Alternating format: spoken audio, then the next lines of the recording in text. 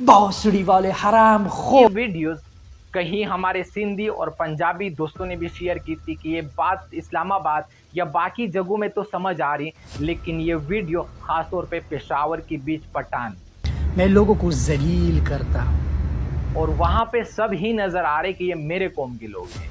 भोसड़ी वाले हराम खोर। आखिरकार मैं आप सबको ये बताना चाह रहा हूँ कि ये हमारी गैरत कहाँ गई यार। आप अपनी तारीख उठा के देख लीजिए।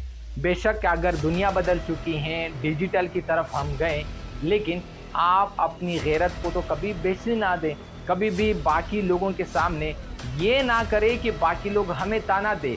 याद वो तो इसकी माँ जानती होगी ना। तो माँ कौन है इसकी? अरे वो तो इससे पूछ लेंगे। तो ये कौन है? इसे तो वो जानते होंगे। याद रखिए कि अच्छे और बुरे लोग हर कौम में ही मौजूद होते हैं। अब ये थोड़ी है कि ये 5 उंगलियां कभी भी हमारी बराबर हो, ऐसा तो हो ही नहीं सकता।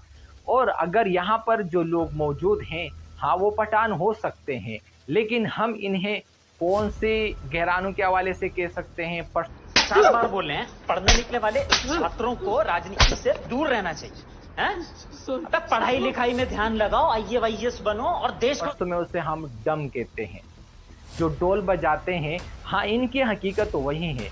इन्हें ना तो मैं कुछ पठान कह सकता और ये ना उसके कहने के काबिल हैं। कम से कम थोड़ा शर्म किया करे।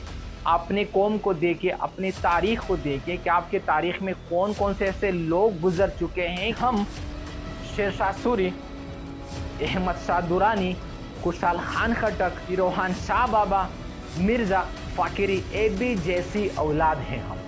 आप इन लोगों की तारीख पढ़ लीजिए, ज़िंदगी में भी आप उसी तरह का अपना एक तारीख लिखवा सकते हैं।